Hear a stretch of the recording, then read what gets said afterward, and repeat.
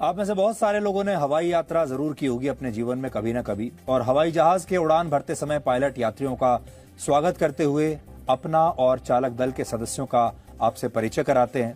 लेकिन कल जो लोग एयर इंडिया के विमान से यात्रा करने वाले हैं, उन्हें शायद ये बताया जाएगा कि वो ऐतिहासिक यात्रा पर हैं, क्योंकि कल से एयर इंडिया के विमान टाटा समूह का हिस्सा बनकर उड़ान भरेंगे।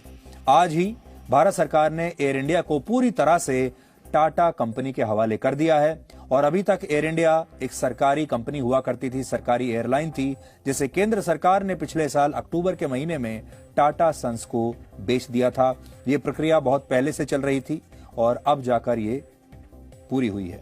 आज टाटा सन्स के चेयरमैन एन चंद्रशेखरन ने प्रधानमंत्री से भी मुलाकात की है, और इसके बाद टाटा कंपनी के अधिकारी एयर इंडिया के मुख्यालय पहुंचे, जहां केंद्र सरकार के विनिवेश विभाग, नागरिक उड्डयन मंत्रालय और एयर इंडिया के अधिकारियों ने उन्हें औपचारिक रूप से एयर इंडिया का नया मालिक घोषित कर दिया।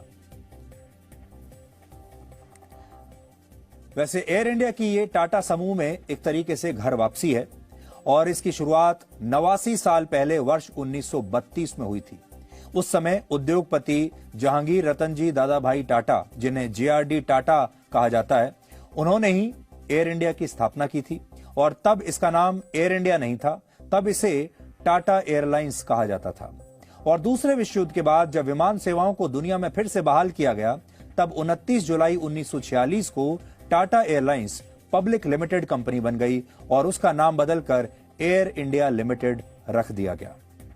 और आजादी के बाद तत्कालीन भारत सरकार ने एयर इंडिया में 49% की हिस्सेदारी ले ली, और फिर वर्ष 1953 में तत्कालीन सरकार ने इसका पूरी तरह से अधिग्रहण कर लिया। उस समय जवाहरलाल नेहरू की सरकार थी और नेहरू सरकार ने इसका अधिग्रहण कर लिया। लेकिन 68 साल बाद आज एक बार फिर से वही एयर इंडिया वापस टाटा समूह के पास चला गया है। और एयर इंडिया, आप समझ लीजिए कि जितना इतिहास हमारे देश का है, उससे भी शायद थोड़ा पुराना इतिहास एयर इंडिया का है। एयर इंडिया में महात्मा गांधी से लेकर जवाहरलाल नेहरू और इंदिरा गांधी सब लोग सफर कर चुके हैं। इसके अलावा पूर्व प्रधानमंत्री राजीव गांधी तो 15 वर्षों तक बतौर पायलट एयर इंडिया में नौकरी भी कर चुके हैं, और वो दिल्ली से जयपुर के बीच यात्री विमान उड़ाते रहे हैं। ये तस्वीर आप देखिए, जब राजीव गांधी पायलट हुआ करते थे उस जमाने में, तब इंडियन एयरलाइंस में वो पायलट हुआ करते थे, जो बाद में इंडियन एयरलाइंस का मर्जर हुआ एयर इंडिया में, और उसके बाद से ये पूरी एयरलाइन को एक ही नाम से, यानी एयर इंडिया के नाम से जाना जाने लगा।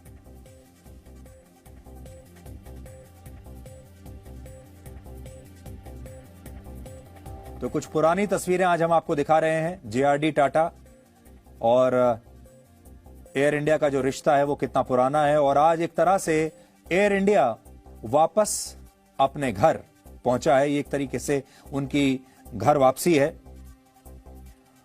और अब टाटा समूह ये कह रहा है कि वो एयर इंडिया को फिर से एक वर्ल्ड क्लास एयरलाइन बना देगा।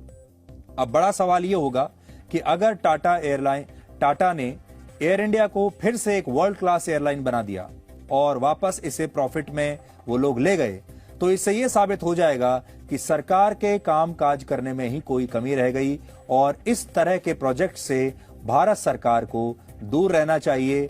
इस तरह की चीजों में सरकार का एक्सपर्टीज नहीं है, और ये जो इस तरह के जो काम है उन्हें प्राइवेट सेक्टर के हवाले ही कर दिया जाना चाहिए। तो अब बड़ा सवाल यह है कि एयर इंडिया पहले जैसा ही रहेगा, घाटे में रहेगा, या टाटा के पास कोई ऐसी जादू की छड़ी होगी जिससे एयर इंडिया जैसी बीमार एयरलाइंस भी मुनाफे में आ जाएगी, और आप एक बार फिर से उसी शौक के साथ और उन्हीं उम्मीदों के साथ एयर इंडिया में यात्रा करना चाहेंगे जैसे आज आप दूसरी प्राइवेट एयरलाइंस में यात्रा करने के लिए जाते हैं। तो ये एक बड़ी चुनौती इस समय